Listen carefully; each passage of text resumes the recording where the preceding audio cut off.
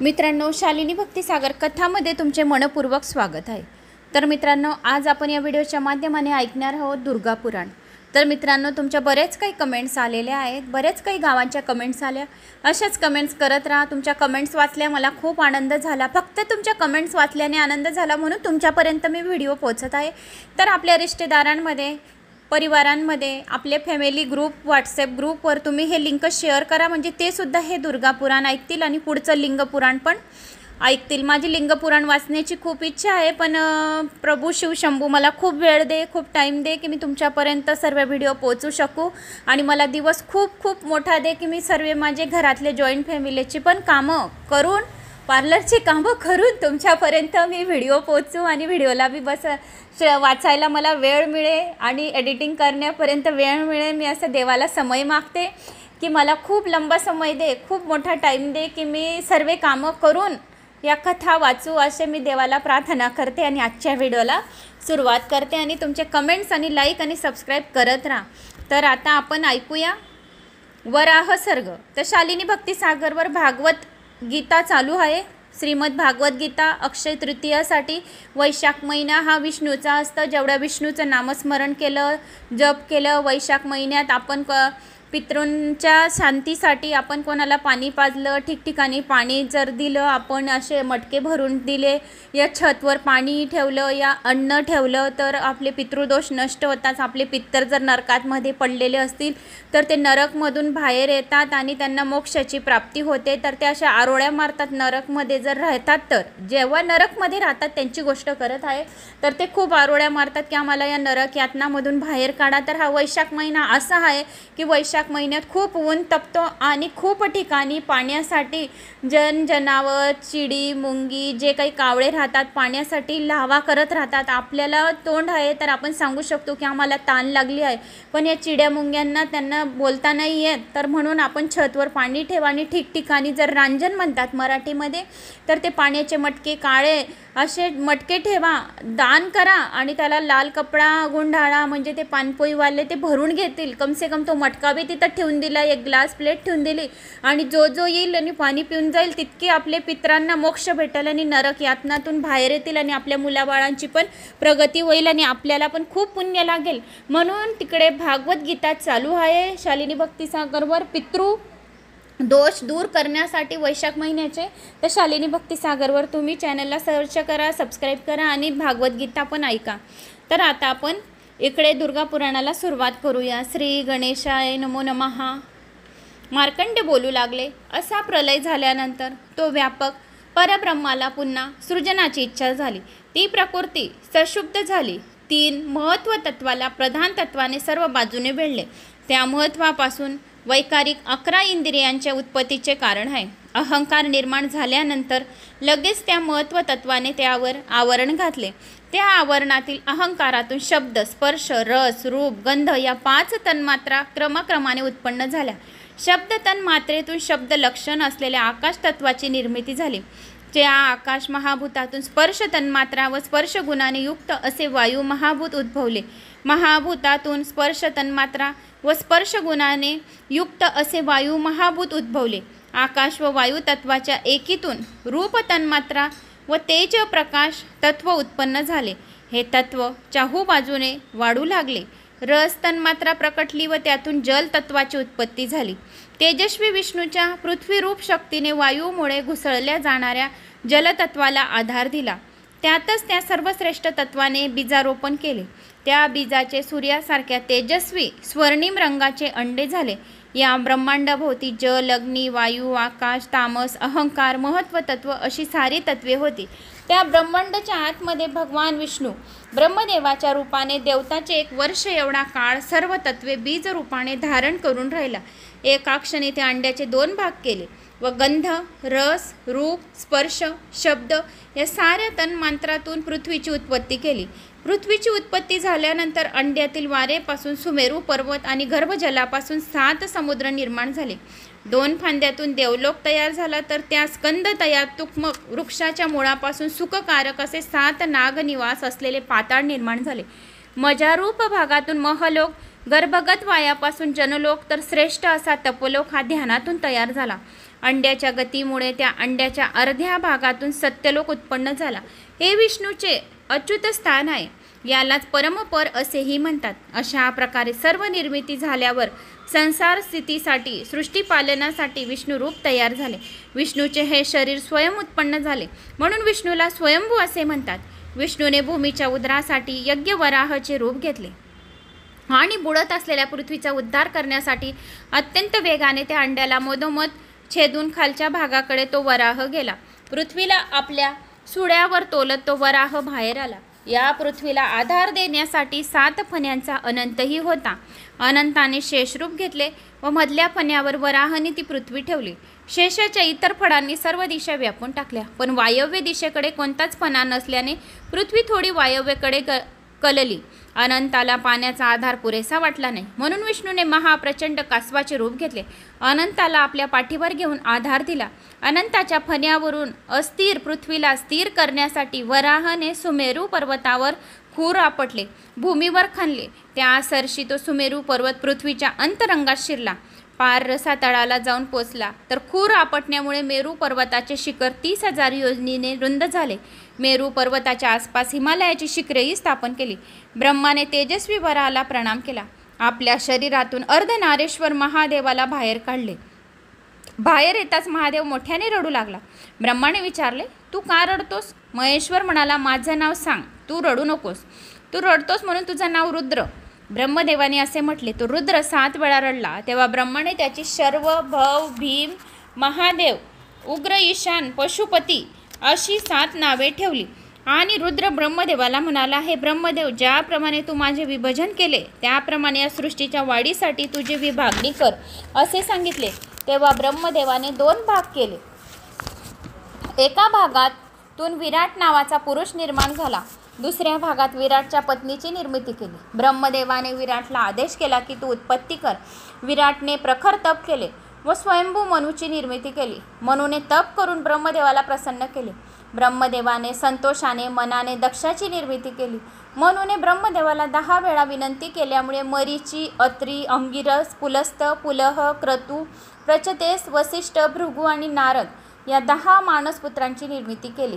ते 10 मानसपुत्र आणि स्वयंभू मनू यांना तुम्ही सृष्टी निर्माण करा असे सांगून ब्रह्मदेव अंतर्धान पावले. नंतर वराहने पृथ्वीवर वलयाकार 7 समुद्र, 7 द्वीपे निर्माण केली. लोकालोक नामक पर्वतांची रचना केली. अशी आदी सृष्टी झाली. आता गौण सृष्टी ऐका असे म्हणून मार्कंडे ऋषींनी गौण सृष्टी सांगण्यास सुरुवात केली. मार्कंडे म्हणाले, ब्रह्मदेवाच्या आदेशानुसार त्यांच्या रुद्र, विराट, स्वयंभू, मनू, दक्ष, मरीची मानसपुत्रांनी वेगवेगळी गौण सृष्टी निर्माण केली. विराट पुत्र स्वयंभू मनूचे स्वरोचिष्य, औतमी, तामस, रैवत, चाक्षुष, व्यूसान या पुत्रांनी सृष्टी निर्माण केली. स्वयंभू मनूने आपल्या मुलासमवेत यक्ष, राक्षस, पिशाच, नाग, गंधर्व, किन्नर, विद्याधर, अप्सरा, सिद्ध, प्राणी समूह, ढग, वीज, झाडे, वेली, झुडपे, गवत, मासे व इतर जलचल, जलस्थळ मध्ये उत्पन्न झालेली कृमी कीटक सृष्टी अशी जी निर्माण केली त्या सृष्टी किंवा प्रतिसर्ग सृष्टी असे म्हटले जाते. यज्ञातून यज्ञ, योग, प्रांगवश, धर्माधर्म विचार उद्भवले. दक्षाने पुष्कळ मुलांसह देवर्षी, सतम, महर्षी, सोमपा इतर पितरांची निर्मिती केली. यास प्रतिसर्ग म्हणतात. ब्रह्माच्या मुखातून ब्राह्मण, बाहूतून क्षत्रिय, मांड्यातून वैश्य आणि पायातून शूद्र, 4 मुखातून ऋक, यजु, साम, अथर्व 4 वेद उत्पन्न झाले. ब्रह्मदेवापासून उत्पन्न झालेल्या सृष्टीला ब्रह्मसर्ग असेही म्हणतात. मरीचीपासून कश्यप व कश्यपापासून साऱ्या जगाची उत्पत्ती झाली. देव, दानव ही सारी त्याची निर्मिती होय. अत्री ऋषीच्या डोळ्यापासून चंद्रमा निर्माण झाला. चंद्रापासून चंद्रवश उद्भवला. अंगिरा ऋषीचे अथर्व व इतर पुत्र, पौत्र, यंत्र, मंत्र इत्यादींना अंगिरास म्हटले जाते. पुलिस्तीच्या प्रतिसृष्टीत त्यांचे बलिष्ठ वेगवान राक्षस आजपा नावाचे पित्तर समाविष्ट होतात. पुलह या स्कंद्रपासून नाग, हत्ती, घोडे प्रजा झाले. क्रतूपासून सूर्याप्रमाणे तेजस्वी असे 80,000 बालखिल्य ऋषी उत्पन्न झाले. प्रचेताच्या सर्व 86,000 पुत्रांना प्रचेतेस असे नाव आहे. वशिष्ठाला अरुधंतीपासून 50 योगी पुत्र झाले. सुकालीन पित्तर आणि या मुलांना वसिष्ठी ही सृष्टी म्हणतात. भृगपासून भार्गव उत्पन्न झाले आणि ते बुद्धिमान, विचारवंत असून दैत्यांचे पुरोहित होते. नारदापासून तारंगण निर्माण झाले. दक्ष, मरीची इत्यादी विवाह करून प्रजापती केली. त्यांची मुले, मुलांची मुले, त्यांची प्रजावंश असे प्रजापतीचे कार्य अद्यापही सुरू आहे. विष्णूच्या नेत्रातून सूर्य, मनूतून चंद्र, कानातून वायू, मुखातून अग्नी उत्पन्न झाला असेही म्हणतात. कारण दाही दिशा या विष्णूच्या प्रतिसर्ग आहे. तदनंतर सृष्टी कार्यासाठी चंद्र अर्तिमुनीच्या डोळ्यातून प्रकटला आणि सूर्य कश्यपी ऋषी त्यांची पत्नी यांच्या संयोगातून उत्पन्न झाला. पुष्कळशे रुद्रगण, इतर जीवजंतूची निर्मिती झाली. यातील काहींचे कुत्रा, डुक्कर, हुंट यांच्याशी साधर्म्य होते. काहीची तोंडे माकड, गिधाड, गाय, मांजर, अस्वल, सिंह, वाघ इत्यादी होती. अत्यंत बलशाली होती. त्यांनी अनेक शस्त्रे धारण केलेली होती, तर काही अनेक रूपे धारण करू शकत होते. हे मुनिजनांनो, आता दैनंदिन व कल्पंता वेळी होणाऱ्या प्रलयाबद्दल सांगतो. मार्कंडे सांगतात, एका मनूच्या काळाला मन्वंतर म्हणतात. तो काळ देवाच्या 71 युगायुतका म्हणजे मानवी 284 युगायुतका भरतो. अशा 14 मन्वंतराचा एक कल्पांत होतो. हा ब्रह्माचा एक दिवस होय. हा दिवस संपल्यावर ब्रह्मदेवाला झोपण्याची इच्छा होते. त्यावेळी योगनिद्रा महामाया ब्रह्मदेवाच्या नजीक येते. तेव्हा तो लोकेश, पितामह, ब्रह्मभगवान विष्णूच्या नाभी कमलात प्रवेश करून सुखाने झोपतात.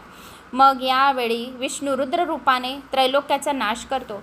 ती ढग असह्य होऊन महालोकवासी जनलोकात जातात. मोठी वृष्टी होऊन सर्व जग पाण्याखाली गेल्यावर सर्व त्रैलोक्यात पाणीच पाणी होते.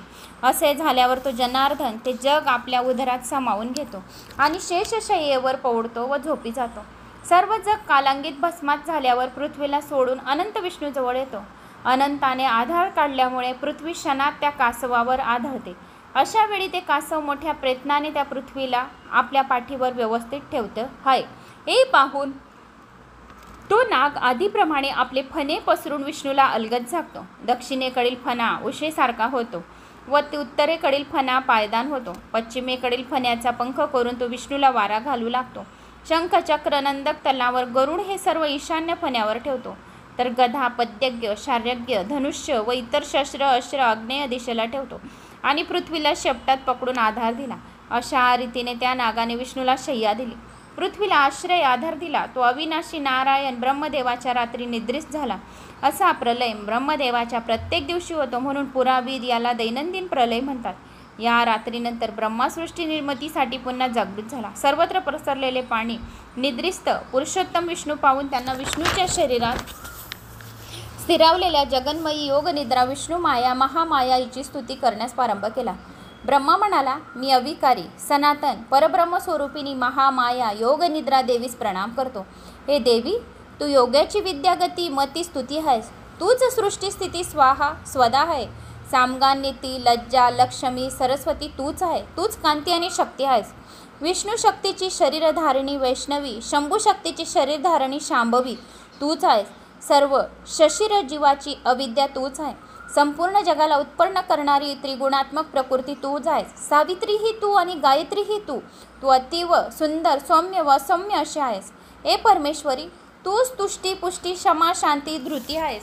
सर्वांच्या आत संचार करणार तू जलतत्वाची सूक्ष्म माती सूक्ष्म तन्मात्राही आहेस. अशी तुझी स्तुती करण्यास मी असमर्थ आहे. हे जगन्माते, तुला मी नमस्कार करतो.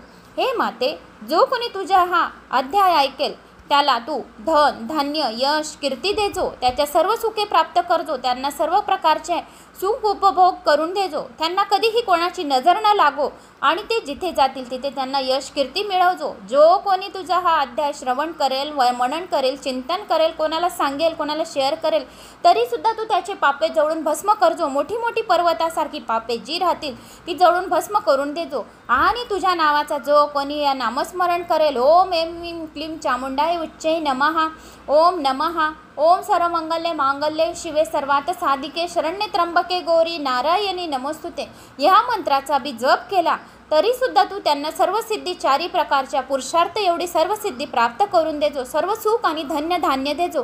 त्यांचे पित्तर जर नरकामध्ये पडले असतील तर त्यांना बाहेर काढून त्यांना मोक्षाची प्राप्ती करून देजो असे सांगितले. मग तू प्रसन्न आम्हा सर्वांवर हो आणि जनार्दनास जागे कर. ब्रह्माचे स्तवन ऐकून महामाया प्रसन्न झाली. ती विष्णूचे डोळे बाहू हृदयातून बाहेर पडली. तिने दर्शन देण्याच्या हेतूने रजोगुणी रूप धारण केले. योग माया योग निद्रा बाहेर पडताच विष्णू खडबडून जागा झाला.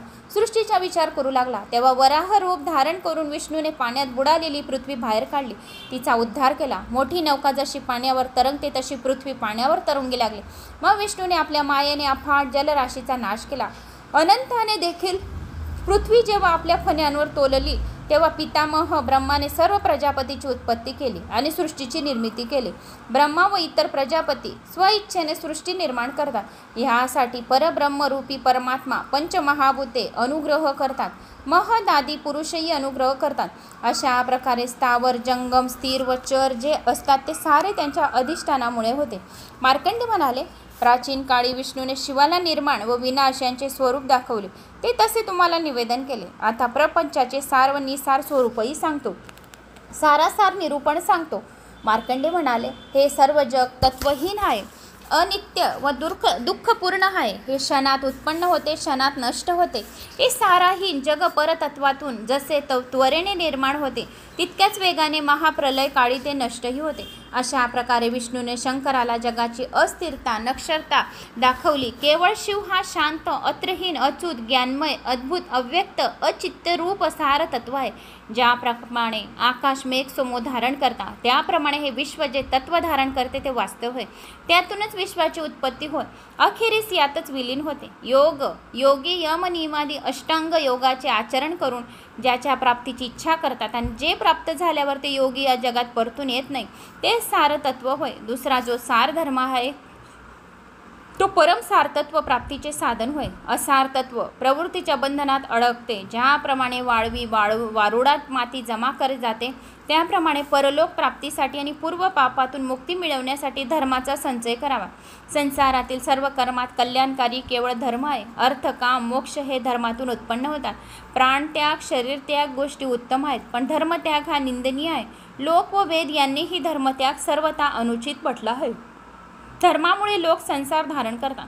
धर्मचर्मामुळे प्राचीन काळी देवतांना देवत्व प्राप्त झाले. सत्य तप दया ज्ञान चारी गोष्टींमुळे धर्म जगाचे पालन करतो.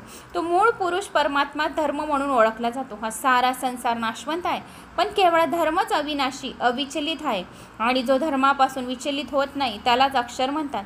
मार्कंडे म्हणाले, याप्रमाणे मी तुम्हाला सार तत्व आणि सारहीन समस्त जगत यांचे वर्णन केले. हे सारे शिवाने अंतर्ज्ञानाने जाणून घेतले आणि मग विष्णूने शंकराला दाखवले आणि शंकराने ते ध्यानाने जाणून घेतले. आपल्या निराकारात अमृत रूपात धर्म सार तत्व संपूर्ण आणि परम असतो परंतु ते सगुण साकार आणि समूत झाल्यावर धर्म होते. याहून जे काही भिन्न असेल ते सारीन असते. सारीन काय म्हणून जाणून ज्ञानी नित्य तत्वाची उपासना व प्रार्थना करतात. वराह शंकरांनी संवाद. ऋषींनी विचारले, शिवाने 4 प्रकारची भूतसृष्टी निर्माण केली त्याचे कारण काय? त्यात एवढी अनेक रूपे का? काही गुणांचे अर्ध शरीर डुकराचे तर काहीचे हत्तीचे काही नायक सिंह शरीराचा काही वाघांचे शरीर असे का? हे गण कसे होते? काय खात पीत होते? आम्हा सर्व सांगा. तेव्हा मार्कंडे म्हणाले, हे मुनींनो, ज्या प्रकारे हे शिवगण उत्पन्न झाले ज्या कारणासाठी उत्पन्न झाले आणि ज्या कारणामुळे त्यांना एवढे वैविध्य प्राप्त झाले ते सारे आपणास सांगतो. हे सारे गुप्त गुह्य असून हे ज्ञान म्हणजे एक तप आहे. हे आख्यान ऐकणाऱ्याला सर्वदा सुखी होतो. त्याच्या मनातल्या सर्व इच्छा पूर्ण होतात. हे आधी वराह सर्व आख्यान शिवाने प्रथम वराह ईश्वरास सांगितले आणि जो कोणी हे आख्यान ऐकतो त्याचे सर्व पापे जळून भस्म होतात आणि त्याला काशी क्षेत्राची पुण्यफळाची प्राप्ती होते. 12 ज्योतिर्लिंगामध्ये स्नान केल्याची प्राप्ती होते आणि त्याला 3.5 पीठ यात्रा केल्याचे पुण्यफळाची प्राप्ती होते. रेणुका मा तुळजापूर की भवानी मा सप्तशृंगी मा आणि कोल्हापूरची महालक्ष्मी मा 3.5 पीठ केल्याची त्यांना दुर्गा मातेचे 3.5 पीठ जे असतात रेणुका माताचे त्याचे पुण्यफळाची प्राप्ती होते. शिव वराह ईश्वरास म्हणाला, ज्या कारणासाठी आपण वराह अवतार घेतला ते कार्य सफल झाले आहे. पृथ्वीच्या आता त्याच्या जागेवर अवतार घेतला आहे ते कार्य सफल झाले आणि त्या जागेवर त्याची स्थापना झाली आहे. तुझ्या कृपेमुळे पृथ्वीवर समुद्र नद्या वाहत आहे. ब्रह्माने देखील सृष्टी रचना सफल केली. तू सर्वश्रेष्ठ असून सर्वमय तेजोमय ज्ञानमय गुरुचा गुरु आहे. पृथ्वी आता स्थापित झाली असल्याने तू तुझा वराह रूपाचा त्याग करावा. तुझे हे वराह शरीर इतर कोणीही धारण करणार नाही काम भाव युक्त स्त्री धर्मवती रजोधर्मवती असलेली स्त्री पृथ्वीच्या या जलात तुझ्याशी संयोग झाला, संपर्क झाला, तुझ्या वीर्यामुळे पृथ्वी गर्भवती झाली. हे जगतपिते, रजस्वला अवस्थेत पृथ्वीला गर्भधारणा झाल्यामुळे जन्माला येणारं मूल हे पृथ्वीलाच अपयश देईल. ते मूल असुरी वृत्तीचं असेल, देवगंधर्वाची हिंसा करणारं असेल, असे लोकेश ब्रह्माने दक्ष प्रजापती माझ्या सानिध्य उभी असताना मला सांगितले. अशा दूषित अवस्थेत रतिकर्म झाल्याने तुझे वराह शरीर प्रदूषित अपवित्र झाले आहे. तस्मात अशा दूषित शरीराचा तू त्याग कर. लोक कल्याणासाठी शरीर त्याग करून दे.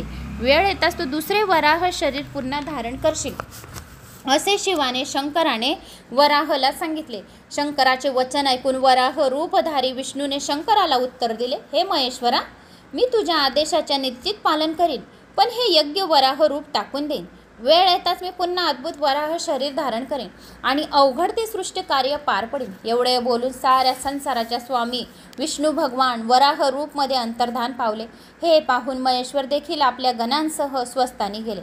अंतर्धान पावलेल्या वराह लोकालोक पर्वतावर आला आणि आपली पत्नी पृथ्वीच्या शिरममान झाला. यथा अवकाश डुकरीच्या रूपातील पृथ्वीला 3 मुले झाली. त्यांची नाव सुरवृत्त, कनक, घोर अशी होती. ही मुले अत्यंत बलवान होती. मेरू पर्वतावर गुहांमध्ये सरोवरात ती सदा खेळत असत. आपली पत्नी व मुलासमोर असलेल्या त्या वराहाने शरीर त्यागची काळजी केली नाही आणि आपल्या कुटुंबासमोर आनंदात कालक्रमणा करत होते. आणि मग ते कधी तो त्याच्यासह चिखलात मनमुराद लोळे खेळे. खेळातील आदळीमुळे पृथ्वी मधोमध खचल्यासारखी झाली. पृथ्वी आपल्या मस्तकावर तोलणाऱ्या अनंतालाही त्यामुळे वेदना झाल्या. सुरभूत, कनक, घोर या मुलांच्या लता प्रहारामुळे पर्वताचे शिखर समतोल झाले. देवांची निवासस्थाने भंगली, सरोवरे अपवित्र झाली, समुद्र ढवळून निघाले, नद्यांचे प्रवाह मोडले, मोठमोठे वृक्ष कल्पवृक्ष पडले, कोसळले. साऱ्या जगाला पीडा होत होती, पण पुत्रप्रेमामुळे वराहाने आपल्या मुलांना थांबवले नाही, अडवले नाही. ही आडदांड मुलं स्वर्गात गेली की सर्व देवगण घाबरून इस्तत पळून जात. अशा प्रकारे मुलांचे खेळणे, बागडणे पाहण्यात, मुलांच्या बालक्रीडा पाहण्यात आणि पत्नीशी कामसुखाचा अनुभव घेण्यात वराह मग्न होता. त्याचे समाधान होत नव्हते. शिवाने सांगून देखील वराहाने शरीर त्याग केला नाही. मार्कंडे म्हणाले, शरम वराह युद्ध. मार्कंडे म्हणाले, नंतर इंद्रादी देवगण, गंधर्व, यक्ष इत्यादी सगळ्यांनी एकत्र येऊन विचार विनिमय केला. विश्वकल्याणासाठी ते सर्व नारायणाकडे आले. त्याचे स्तवन केले. हे देवदेवेशा, जगताचे कारण, प्रधान, पुरुषमय, स्थूल, सूक्ष्म, जगतव्यापी पुरुषोत्तमा, तुला प्रणाम करतो. तू सर्वांचा निर्माता, ध्राता आणि संहार करता आहे. तुझ्या मायेने तू सर्वांना मोहतोस. जे झाले, जे आहे, जे होणार आहे ते सारे तूच आहे. उपास्य आणि उपासक तूच आहे. तुझे मुख्य हात, पाय, मांड्या यातून ब्राह्मण, क्षत्रिय, वैश्य, शूद्र निर्माण झाले. डोळ्यातून सूर्य, मनातून चंद्र, कानातून वायू आणि प्राण अपानादी दशप्राण उत्पन्न झाले. दिशा देखील कानातून निर्माण झाल्या. तू निर्गुण असूनही गुणवान आहेस. आदित्य, वसु, मरुद्गण, यक्ष, साधू, सिद्ध, ऋषीमुन तुझेच चिंतन करत असतात. शंखचक्र गदा अपत्य धारण करणारा गरुड वाहन लक्ष्मीपती विष्णू आहेस. कमलोत्पन्न ब्रह्मा देखील तूच आहे. शंकरही तूच आहे. तुझ्यातच सर्व काही आहे. तुझ्या विना काही नाही. आता तुला भव, यश, भय, वश, पण भक्तिभावाने शरण आलो आहेत. आमचे रक्षण कर. देवादिदेव भगवान विष्णू, इंद्र इतर देवतांना प्रसन्न झाला. मेघासारखा गंभीर आवाजात म्हणाला, देवांनो, तुम्ही येथे का आला आहात? तुम्हाला कशाचे भय आहे? मी काय करावे अशी तुमची अपेक्षा आहे? मला सर्व सांगा. देव म्हणाले, यज्ञवराच्या क्रीडेमुळे पृथ्वी कष्टी होत आहे. प्रजा शुद्ध आहे. कोठेच शांती समाधान नाही. भराच्या आणि त्याच्या पुत्राच्या उदयदंडाने वावरणारे लता प्रहार आणि पृथ्वीवर आघात होत आहे. तडाखे बसत आहे. त्यांच्या चिखलफेकीमुळे मानव शरीराची, सरोवराची पूर्वीची शोभा नष्ट झाली आहे. ते गडले आहे. त्यांनी मंदार पर्वत, कल्पवृक्ष या साऱ्यांची नासाडी केली आहे. कोणतेही फूल, फळ नीट फुलत नाही. तुळस ही इतर वनस्पतींना धुमारे फुटत नाही. ती 3 मुलं त्रिकूट पर्वतावर चढून खालील लवण समुद्रात उड्या मारतात. तेव्हा त्या उसळलेल्या पाण्याने पृथ्वी जलमय होते. सर्व आकार होऊन प्रजा सैरावैरा धावू लागते. ती मुले देवलोकात येतात तर देवगण अस्वस्थ होतात. ही मुले कशाचा विनाश करतील या विचाराने कासावीस होतात. त्यांच्या पर्वत शिखरावरील खेळण्या, उधळण्यामुळे, दांडगाई लाथळण्यामुळे यामुळे पर्वत खचू लागले आहेत. अशा विध्वंसक खेळामुळे पृथ्वी नष्ट होऊ घातली आहे. यज्ञवराच्या पुत्रापासून आमचे रक्षण कर. हे ऐकून विष्णू शंकर ब्रह्मदेव यांना उद्देशून सर्व देवांना म्हणाला, शंकरा, सर्व जगताला व देवगणांना त्रासदायक ठरलेल्या वराह शरीराचा मी त्वरित त्याग करतो. माझी तीच इच्छा आहे, परंतु तसे केल्याने अधिकच अशक्तता येईल, म्हणून मी स्वइच्छेने त्याग करू शकत नाही. तूच प्रयत्नपूर्वक माझ्या शरीरातून सुटका कर. ब्रह्मा, तू या शिवाला शक्ती देऊन पुष्ट कर. तसेच देवगणांनीही आपले तेज शिवाला देऊन त्यास अधिक पुष्ट करावे, जेणेकरून वराहाचा वध होईल, अंत होईल. रजस्वलाच्या संपर्काने तसेच ब्रह्महत्येमुळे हे वराह शरीर अपवित्र पापी झाले आहे. ते त्याला लगेच पाहिजे. हे वाईट शरीर त्यागण्यासाठी मी प्रायश्चित करीन, म्हणून या शरीराचा कसोशीने नाश करावा. मीच या प्रतिपालक असलेल्या माझ्या प्रजेला माझ्या या अवतारामुळे त्रास सोसावा लागत आहे. प्रजेचे कष्ट निवारण्यासाठी मी वराह शरीर सोडण्यास तयार आहे. त्याच्या या कथनावर शंकर व ब्रह्मा तथास्तु तसेच होईल असे म्हणून देवगणांसह निघून गेले. त्याच्या गमनानंतर विष्णू ध्यानस्थ बसला. वराह शरीरातील तेज शक्ती कमी करण्यासाठी विष्णूने ध्यानाला सुरुवात केली. हळूहळू तेज कमी झाले. तसे तसे वराह शरीर दुर्बल झाले, सत्वहीन, निस्तेज होऊ लागले. शरीर तेजोवून झाल्याचे वृत्त समजता सारे देवगण शंकरासहित तेथे आले. त्यांनी शंकराला आपले तेज दिले, त्यामुळे शंकर बलशाली झाला. त्याने शरभ रूप धारण केले. हे शरभ रूप अत्यंत विशाल आणि महाकाय आहे. खाली वर मिसळून त्याला 8 पाय होते. 2 लाख योजने उंच आणि 1.5 लाख योजने रुंद होता. त्याचे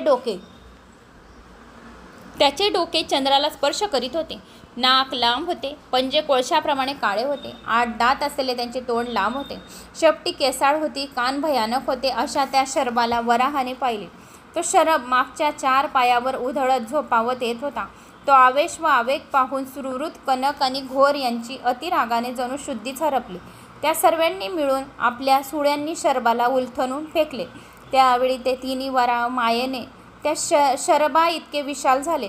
तो फेकला गेलेला शरभ समुद्रात पडला. ते पाहून त्या वराहांनी सुद्धा त्याच्या मागोमाग समुद्रात उड्या घेतल्या. त्या तिघांनी समुद्रात उड्या घेतलेल्या पाहून यज्ञवराने देखील उडी मारली. त्याच्या उड्यांच्या तडाख्याने नक्षत्र, ग्रह, स्वर्गातील देवता यांची तोडफोड झाली. काही देवगण पृथ्वीवर आपटले, काही मरण पावले, काहींनी महलोकाचा आश्रय घेतला. त्या उड्यांचा वेग इतका प्रचंड झाला होता की त्यामुळे वादळ निर्माण झाले. त्यात झाडे, पर्वत उन्मलले. प्रजेला शिती पोचली. उड्यांमुळे समुद्रातील पाणी इतके उंच उसळले की समुद्राचा तळ दिसू लागला. ते पाणी पृथ्वीवर कोसळल्याने पृथ्वीवर जलप्रलय झाला. प्रजा हाहाकार करू लागली. ज्या ठिकाणी 4 वराह आणि शरभ पडले तेथील धरणी खचली व दुसरीकडे पर्वत निर्माण झाले. थकलेल्या, जखमी झालेल्या शरभाने सारी पृथ्वी अस्तव्यस्त झालेली पाहिली. त्या वराहाने आपल्या दाता सुळ्यांनी शरभावर प्रहार केले. त्याला 1000 ठिकाणी भोसकले. एकट्या शरभाने देखील त्या चौघांना तोंड दिले. त्याच्यावर हल्ले चढवले, आघात केले. हजारो वर्ष युद्ध चालले. युद्ध करता करता सर्व समुद्रातून पृथ्वीवर आले. त्याच्या लढाईत पृथ्वीवर टेकड्या भुईसपाट झाल्या. पृथ्वी समतल झाली. या युद्धाने जखमी झालेल्या शेषाने कसेबसे कासवाला धरून ठेवले. पृथ्वीला सावरले. असे भीषण युद्ध आणि युद्धामुळे होणारा विनाश, पृथ्वीवरील जलप्रलय, प्रजेचा नाश, हा सारा विध्वंस पाहून पितामह ब्रह्माच चिंतित झाला. विष्णूकडे आला आणि म्हणाला, हे सारे जग उद्ध्वस्त होत आहे. पृथ्वी क्षतिग्रस्त झाली आहे. पाणीसृष्टी नाश पावत आहे. देव, दानव, यक्ष, गंधर्व, नाग, मुनी सारे भयभीत झाले आहेत. त्यातील काही नाश पावले आहेत. तू या जगाचा पालन करता त्राता आहेस. तूच आमच्या या जगाचे रक्षण कर. तू स्वतः तुझ्या वराह रूपाचा लोप कर आणि पृथ्वीची व्यवस्था कर. विष्णूने रोहित माशाचे रूप घेतले. वेद जाणणाऱ्या ऋषींचे रक्षण करण्यासाठी त्या साऱ्यांना एका मोठ्या नौकेत बसवले. जमदग्नी, भरद्वाज, वसिष्ठ, कश्यप, विश्वामित्र, गौतम इत्यादींना वेदासहित पाण्यावर तरंगत असलेल्या नौकेत बसवले. नौका आपल्या पाठीवर घेतली. युद्धस्थळी आला. तेथे सुरड्यांच्या प्रहाराने जखमी झालेला शरभ कसाबसा श्वासोश्वास करत होता. विष्णू आलेला पाहून वराहाने नृसिंहाचे स्मरण केले. स्मरण होताच नृसिंह तेथे प्रकटला. नृसिंह आलेले पाहून विष्णूने नृसिंहाच्या शरीरातील तेज हरण केले. शरभ आणि वराहाने पाहिले की सूर्याप्रमाणे तेजस्वी तेज विष्णू शरीरात प्रवेश करत आहे. नृसिंह असा निष्प्रभ तेजोहीन झालेला पाहून वराहाने मोठा निश्वास सोडला. त्या निश्वासातून शेकडो वराह निर्माण झाले आणि त्या साऱ्यांनी शरभावर हल्ला चढवला. क्षणाक्षणाला ते आपली रूपे बदलत होती. कधी विशाल पक्षी, कधी घोडा, कधी गाय, कधी मानव, नृसिंह, लांडगे, वराह अशी अनेक रूपे घेऊन त्यांनी शर्वाला कोसळले. विष्णूने जखमी शर्वाला स्पर्श केला. आपले तेज शक्ती शर्वाला दिली. शर्व अत्यंत प्रसन्न तेजस्वी बलवान दिसू लागला. त्याने मोठी गर्जना केली. त्या आवाजाने 14ही भुवने दुमदमली. गर्जना करत्यावेळी त्याच्या नाकातोंडातून श्वास बाहेर पडला. शिंक बाहेर आले. त्या शिकेतून श्वासातून शिकेतून जलकणातून अत्यंत बलशाली विशाल शरीराचे अनेक गण उत्पन्न झाले. त्यापैकी काहींचे आकार कुत्र्याचे होते, काहींचे आकार डुक्करचे होते, काहीचे उंटचे होते, काही वानर होते, काही कोल्हा, गाय, अस्वल, मांजर, हत्ती इत्यादी असे होते. कोणाचे मुख सिंह व्याघ्र होते तर कोणाचे उंदीर, साप, घोडा, भैंस असे होते. कोणाचा आकार मानवी होता तर कोण हरिण, बकरी असे होते. कोणाला केवळ धड होते तर कोणाला काहीच नव्हते. कोणाला खूपच हात होते तर कोणी बिन हाताचे, कोणी बिन पायाचे, कोणाला 1 पाय तर कोणाला 2 पाय, कोणाला 3 पाय, कोणाला 4, 8 पाय, 5 पाय, कोणाला तर पायच नव्हते. कोणी मासोळीसारखे होते. ते मात्र दुबळे लहानसर होते. पशुच्या आकाराचे, पक्ष्यांच्या आकाराचे छोटे मोठे पोट होते. खूप मोठे पोट असलेले, बिन कानाचे, खूपच कानच कान असे मोठे मोठे केस असलेले, जाड होठ असलेले, फळांसारखे दात असलेले असे विविध आकाराचे प्रकाराचे रूपाचे असे गण होते. संपूर्ण जगातील 14 भुवनांतील जो कोणी प्राणी, पक्षी, किडा, मुंगी, सजीव होते त्याच्याशी त्या गणाचे काही ना काही साम्य होते. ते गण सशस्त्र होते. भिंदीपाल, खडक, परीघ, तोमर, शंकल, तलवार, गधा, पाश, बर्ची, खदवांग, त्रिशूल आणि अंकुश, लाठी, त्रिकंटक, भाला, परशु, धनुष्यबाण अशी अनेक शस्त्रे होती त्यांच्याकडे होती. काही महाबलशाली जटाधारी होती. काहीच्या मस्तकावर चंद्रकोर होती. कोणी शिवासमान अर्धनारेश्वर रूपातही होते. कोणी कामदेवाप्रमाणे देखणे होते. ते विविध वर्णांचे होते. सावळे, श्वेत, पीत, लाल, रक्त, अर्धवट लाल, पिवळ्या रंगाचे, अर्धशरीर पांढरे, कोणी दुरंगी, तिरंगी असे होते. हे रुद्रगण दिंडीम, नगारे, भेरी, शंख, ढोल, सांजा, झांजा, झांज, वीणा, एकतारी अशी वाद्य वाजवित होते. कोणी टाळ्या पिटत होते. मोठमोठ्याने हसत होते. हे सारे रुद्रगण शरभ भवेशधारी शिवाकडे येऊन उभे राहिले आणि वराह सेनेला सामोरे गेले. शंकर म्हणाला, हे बलवातांनो, तुम्ही सर्व निष्ठुर होऊन या वराहगणांना क्रूर कर्म, क्रूर दृष्टी आणि क्रूर युद्ध करून ठार मारा. हे ऐकता शार्वेह रुद्रगण वराह गणासमेत युद्ध करू लागले. हे युद्धभूमीवर आकाशात सर्व दूर झाले आणि त्यांनी वराहगणाचा नाश केला. समुद्रात पडलेला वराह विचार करू लागला, हे असे का व कसे घडले. तेव्हा त्यांच्या अंतर्यामी जाऊन विष्णूंनी त्यांना देहत्यागाची आठवण करून दिली. इकडे शर्वाने आपल्या दाताने नृसिंहाला कमरेत पकडून 2 भाग केले आणि नृसिंहाच्या मनुष्यात भागातून नर नामक ऋषी उत्पन्न झाला, तर सिंह भागातून जनार्दन नारायण नावाचे तेजस्वी ऋषी रूप धारण केले. अत्यंत विद्वान, नम्र, तेजस्वी नर नारायण विश्वकल्याणासाठी प्रकटले आणि या दोघांना आपल्या नौकेत ठेवून विष्णू वराह रूपाने शिवाकडे आला आणि म्हणाला, लोकहितासाठी मी शरीर त्याग करत आहे. हे महादेवा, तू माझा वध कर. माझ्या शरीराच्या अवयवातून यज्ञ, यूप, श्रवण इत्यादी यज्ञ सामग्री निर्माण कर. श्रुकुत, कनक, घोर यांच्या करवी पृथ्वीचे कल्याण कर. या पृथ्वीने तिच्या अपवित्र काळात मलिन अवस्थेचा ज्याचा गर्भधारण केला, याचा जन्म होताच त्याला लपून ठेवले. पण ती वेळ येतात ती त्याला मारण्याविषयी तुला सांगेन, तेव्हा तू जरूर त्याचा नाश कर. ही पृथ्वी जेव्हा समुद्र तळाशी जाईल, इतका खोल पाण्यात बुडेल, तेव्हा शृंग वराह रूपाने मी तिचा उद्धार करेन आणि पुन्हा रुद्रापासून जन्म घेऊन शनमातुर नावाने देवांचा सेनापती होईल. मार्कंडे म्हणाले, यज्ञवराच्या बोलण्यानंतर त्याच्या शरीरातून सहस्र सूर्याप्रमाणे प्रखर प्रकाश निघाला व तेज विष्णूच्या शरीरातून विलीन झाले. ते तेज विष्णूच्या शरीरात प्रवेशल्यानंतर विष्णूने स्वतः सुरवृत, कनक आणि घोर यांचे तेज हिरावून घेतले आणि त्यांना ठार मारले. अशा प्रकारे वराचा अंत झाल्यावर ब्रह्मा, विष्णू, महेश एकत्र येऊन सृष्टीचा विचार करू लागले. तेव्हा सर्व शिवगण शंकराभोवती जमा झाले. हे शिवगण संख्येने 16 करोड होते. जे शिवगण होते असंख्य, खूप पाय होते, कोणाला पायच नव्हते, असे असंख्य क्षणाचे आता जे मी तुम्हाला सांगितले ते शिवगण किती होते? 16 करोड होते. यतिव्रत धारण केल्यामुळे शिवगणांना अनिमापी सिद्ध प्राप्ती झाल्या होत्या. जो कोणी हा शिवगणांचा 16 करोड शिवगणांचा अध्याय ऐकेल त्याला सर्व सिद्धी प्राप्ती होतील आणि त्याला काशी विश्वनाथचे पुण्यफळाची प्राप्ती होईल. हे अर्धनारेश्वर होते, त्यामुळे त्यातील काही शिवसमान रूपवेशीधारी असून त्यांच्यासह पार्वती समान स्त्रिया होत्या. शृंगारिक वेश आभूषणे प्रदान केलेले होते. सुमारे 8 कोटी शिवगण शिवाच्या पाठोपाठ क्रीडा करत होते. जेव्हा शिव उमासहित सुखाने रमण करत होता तेव्हा अर्धनारेश्वर गण शिवाचे द्वारपाल होते. शिव आकाश मार्गे गमन करू लागला, तेही त्यांचे अनुगमन करत. शिव ध्यान करत की तेही ध्यान करत. त्यांची जलपानादी सेवा करत. अनेक शस्त्र धारण केलेल्या शिवगणांना प्रयमगण असेही म्हणतात. अत्यंत पराक्रमी असून कोणी बलशालीच्या युद्धात वध करीत काही. शिवगण ताल, मृत्युंग, पणव वाद्य वाजत होते.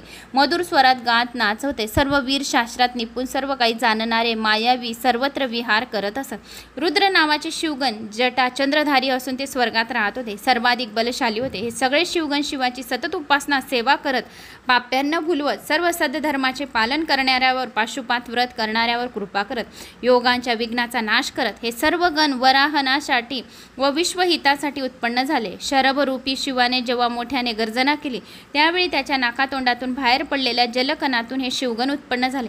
त्यामुळे त्यांना भिन्न भिन्न आकार प्राप्त झाले. क्रूर दृष्टी, क्रूर कर्म, क्रूर युद्धाने वराहगणांना मारा. शंकराच्या आदेशामुळे असे क्रूर कर्मी आणि अनेक भयानक भेसूर स्वरूपाचे झाले आणि तेजस्वी रुद्रगण दिसण्यात क्रूर आले असले नेहमीच क्रूर कर्म करीत नाही. या शिवगणांना जी पाने, फुले, फळे, मुळे दिली जातात किंवा झाडावनातून, डोंगर पर्वतातून जी पाने, फुले मिळतात तीच भक्षण करतात. चैत्र चतुर्दशी सोडल्या जे अन्य दिवशी मांस भक्षण करत नाही. शिव चैत्र चतुर्दशीला नेहमी मांसाहार करतो म्हणून हे शिवगण त्या दिवशी मांसाहार खातात. मार्कंडे म्हणाले, वराहगणांना मारल्यानंतर सर्व शिवाभोवती गोळा झाले. त्याचे 4 भाग झाले. ब्रह्माच्या वचनानुसार या सगळ्यात भूततत्व असल्याने भूतसमूह असे नावे पडले. जे जारज, अंड, स्वदेज, उद्दशमीज या 4 प्राणी समूहात नसल्याने त्यांना मूत समूह म्हणतात.